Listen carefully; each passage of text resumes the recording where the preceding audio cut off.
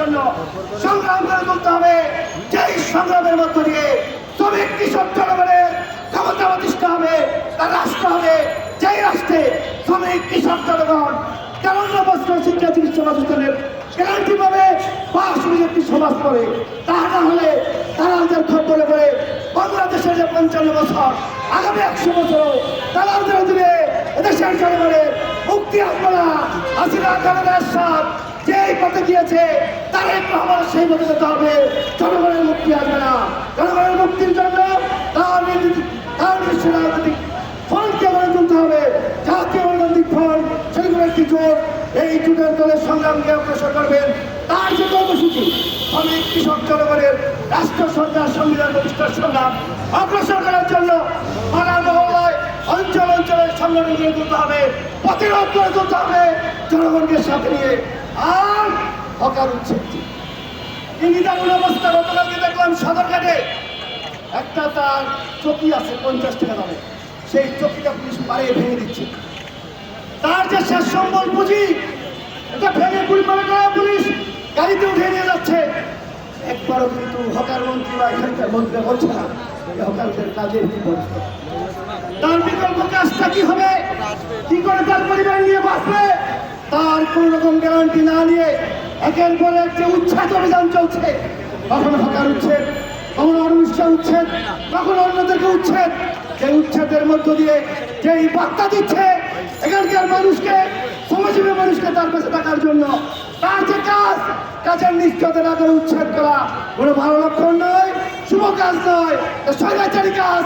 এর বিরুদ্ধে রুখে দাঁড়িয়ে মানুষকে তার অধিকারের সংগ্রাম সংগঠিত করতে হবে। সবাইকে ধন্যবাদ।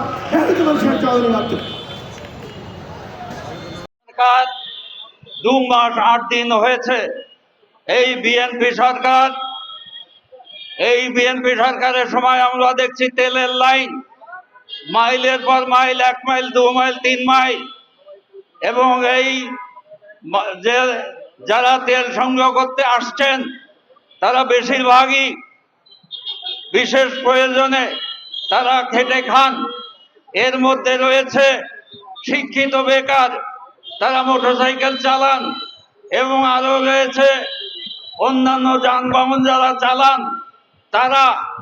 এবং শুধুমাত্র এই গ্যাস এটা শুধু এই সব মানুষের জন্যই, এই তেল শুধু মানুষের জন্যই, সব মানুষের জন্য ব্যবহৃত হয়। এই সরকার অকটেন বাড়িয়েছে 20 লিটার প্রতি 20 টাকা, এবং কেরোসিন বাড়িয়েছে 18 টাকা, ডিজেল বাড়িয়েছে 15 টাকা, আর পেট্রোল বাড়িয়েছে 19 টাকা। যে রেট ছিল সেই রেটের পরে এই বর্ধিত রেট এদেশের মানুষকে নুচ্চ করে দিয়েছে। কারণ আগেই এদেশের মানুষ অত্যন্ত সংকটময় অবস্থায় ছিল। কিন্তু যদি এখন এই বিএনপি সরকার বলে যে যুদ্ধের জন্য আমরা এটা বাড়িয়েছি, তাহলে বলতে হবে এই বিএনপি সরকার আপনারা কি দূরদর্শিতা আপনাদের ছিল না? যুদ্ধের আজকে 53 দিন আপনারা কে ঘুমিয়েছিলেন? আসছে রাতে, পাচ্ছে দিনের বেলায়, কেউ আসছে দিনে, পাচ্ছে রাতের বেলায়, কেউ রাতে এসে ঘুমাচ্ছে আর মশার কামড় খাচ্ছে। এই যে অবস্থা আমরা 71 থেকেও দেখিনি, বরং পাকিস্তান আমলেও দেখিনি। এই যে সম্পদ তেল, পেট্রোল, এই জ্বালানি, এক কথায় জ্বালানি, এটা হচ্ছে যে দেশে সংকট আছে সেই দেশে কখনো উন্নতি হতে পারে না। গ্যাস না থাকলে বিদ্যুৎ উৎপন্ন হয় না, গ্যাস না থাকলে সার উৎপন্ন হয় না।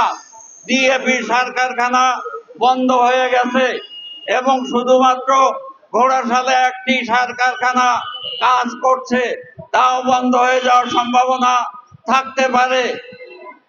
এমতো অবস্থায় আমরা যদি এই গ্যাস, আমাদের দেশে গ্যাসের অভাব ছিল না, কিন্তু গ্যাসের ঘাটতি কেন? 24টা গ্যাস কূপ ছিল, যেটা স্থলভাগ অগভীর সমুদ্রে গভীর সমুদ্রে, সেগুলো বিশ্বের বহুজাতিক কোম্পানি তারা লুটপাট করে নিয়ে যাচ্ছে। আর আমাদের গ্যাসের ঘাটতি হচ্ছে, আমাদের দেশের কোম্পানি আছে, সে কোম্পানিকে বসিয়ে রাখা হয়েছে বাপেক্স। অতএব আমাদের এই সরকার শুধু অতিকথন, মিথ্যা কথন, বাজে কথন এবং নানা রকম ক্যারিসমেটিক বিষয় নিয়ে ব্যস্ত। তারা এই যে দেশের অর্থনৈতিক এবং রাজনৈতিক, সামাজিক এবং সাংস্কৃতিক যে বিভিন্ন সেক্টর আছে, এই সেক্টরে এই সরকার এখনো পর্যন্ত নজর ঘোরায় নাই। আমার কথা হলো যে বিশ্বের অর্থনৈতিক সংস্থা IMF এর ঋণ পরিশোধ করতে যে এই যে তেলের দাম বাড়ানো হলো, এই IMF এবং বিশ্ব ব্যাংক, ADB, এগুলো সাম্রাজ্যবাদীরা তৈরি করেছে, মার্কিন যুক্তরাষ্ট্র, এবং তারা নিজেরাই এখন বলছে এগুলো অকার্যকর। অতএব আপনারা দেখেন যে এই যে 53 দিন যুদ্ধ হচ্ছে, এই যুদ্ধ আগে চলছিল 36টা দেশে, এখন 38টা 39টা দেশে যুদ্ধ চলছে। এর ফলে যে সর্বোচ্চ সংস্থা জাতিসংঘ একটি কথাও কোনো জায়গায় বলে নাই। অথবা আমেরিকার বাইরে এই সরকারের তোলার কোনো সুযোগ নেই। জাতীয় গণতান্ত্রিক ফ্রন্ট তাই নির্বাচন আগে বলেছিল, মার্কিন সাম্রাজ্যবাদের নির্ভরযোগ্য বিশ্বস্ত দালাল ইউনুসকে ক্ষমতা এনে তার পরিকল্পনায় নির্বাচন করে তার বিশ্বস্ত লোককে ক্ষমতা এনে আমেরিকা তার প্রতিপক্ষকে হটানোর জন্য আজকের এই নির্বাচন। অতএব নতুন করে কিছু ভাবার সুযোগ নেই।